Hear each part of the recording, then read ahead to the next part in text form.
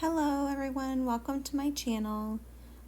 Here you see I'm prepping the surface using a little bit of the Artist Loft paint to make the sides tacky. For this technique, I'm going for the pearl cell technique, and this is the recipe for the base coat that I used.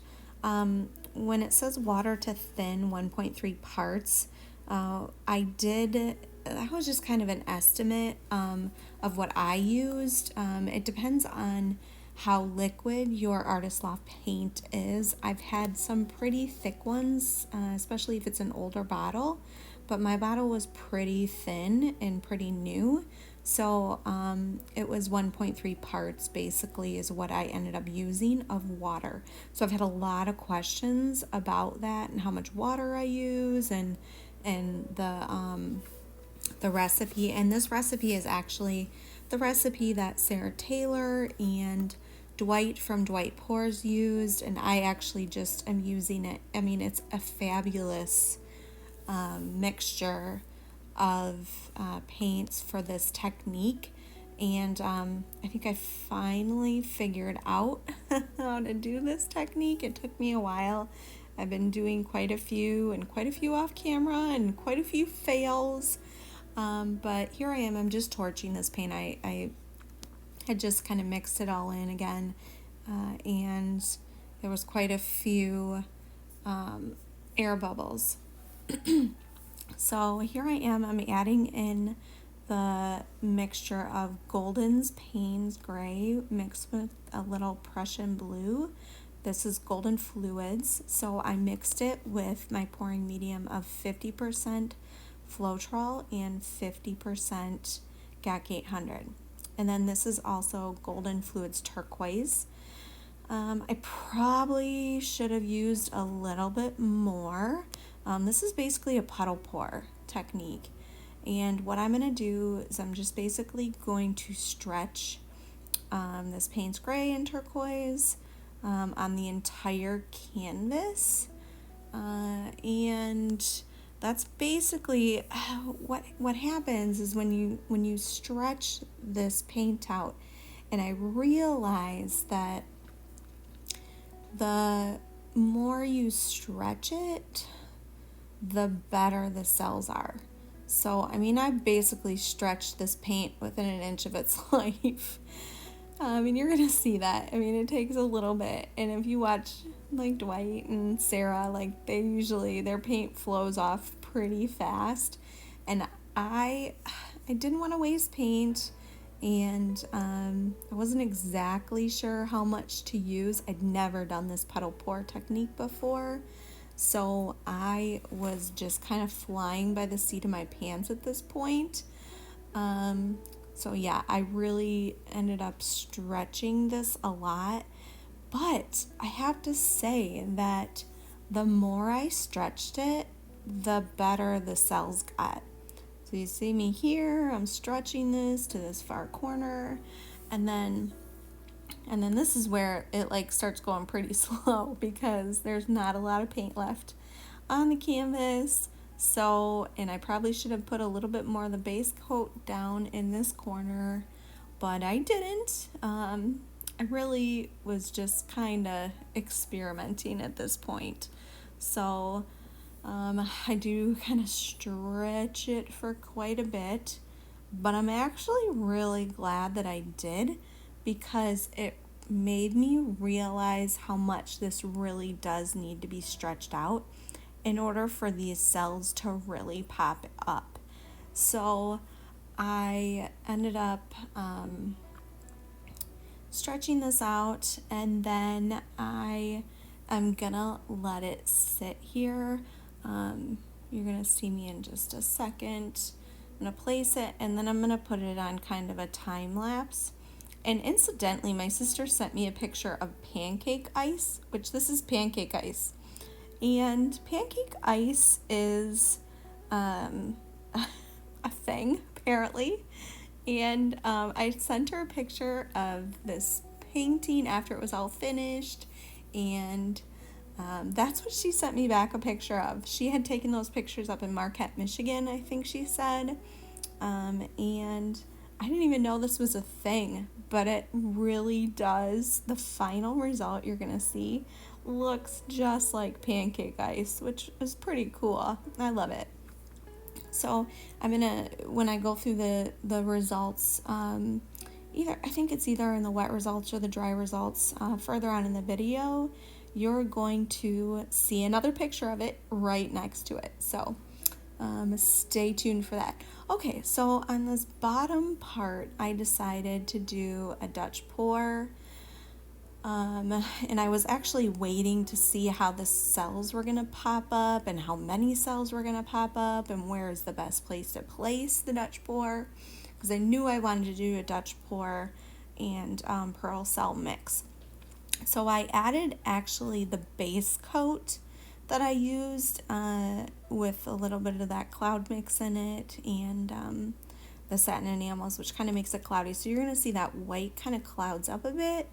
And I use basically the same colors on my base coat, or from on top of the base coat, the turquoise and the Payne's gray mixed with the Prussian blue. I use those two colors, and then I also use a golden fluids teal.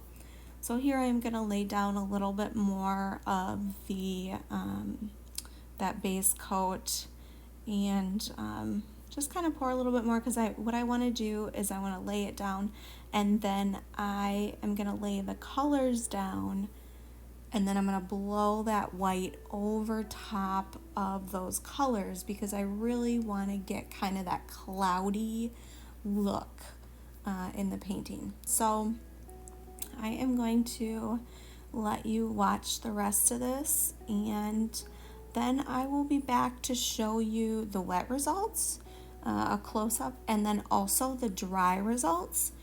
There's going to be a kind of a time lapse in the middle of there where you're going to see the center where there's a little bit more turquoise. Those cells kind of fill in there. Thank you so much for being here. I really am excited about this technique and actually this painting. I think it turned out really, really well. Incidentally, I had to stop and start my hair dryer each time because I didn't want to disturb the cells above where the hair dryer was. So I was trying really carefully not to disturb that. So, okay, well, I'm going to let you watch the rest of it, and I will see you again after the time lapse and in the wet and dry results. Thank you again for being here. Please like, subscribe, hit the notification bell, share. If you think that there's someone out there that might like this, please share it. And I really appreciate you being here. So, also, I just wanted a quick mention that you should go over, after you finish watching this, to my dad's channel, DJ Fluid Arts. I'm going to link it at the end, his channel. Go over there, check out his videos. They're really awesome. So, yeah, thank you again, and I will be back to you in a minute.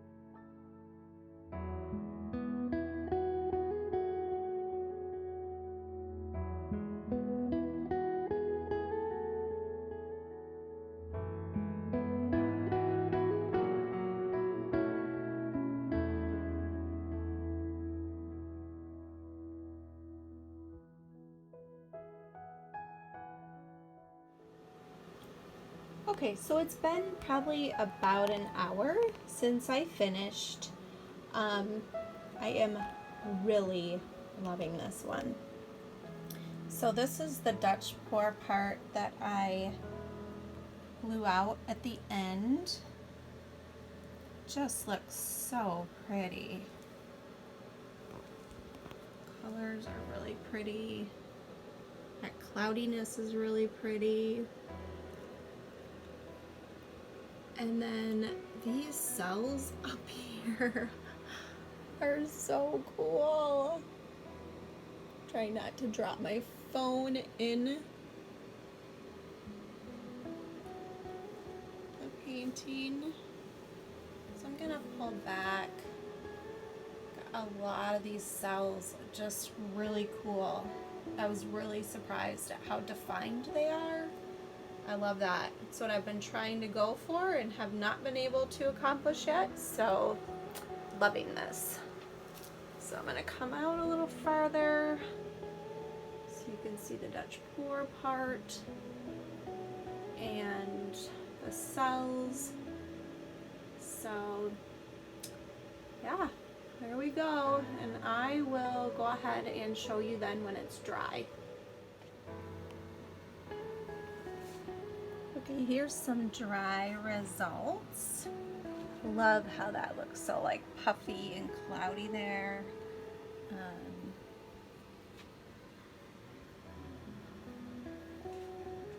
Love these cells. They look so cool. And they dried exactly like I left them last night. So really excited about that.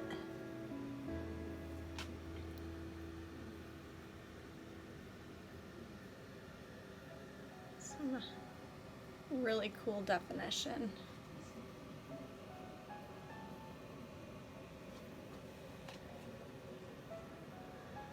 And I got cloudy there again. And down to the Dutch pour area. And you see some of those cells are popping through from the satin enamels. That cloud mixture that I used, that's what that was. The white was the base coat that I used. And that's what I blew over the top of the colors. So you got some of these cool cells down here that were a little bit puffier. So, but yeah, there it is. I'll take it out.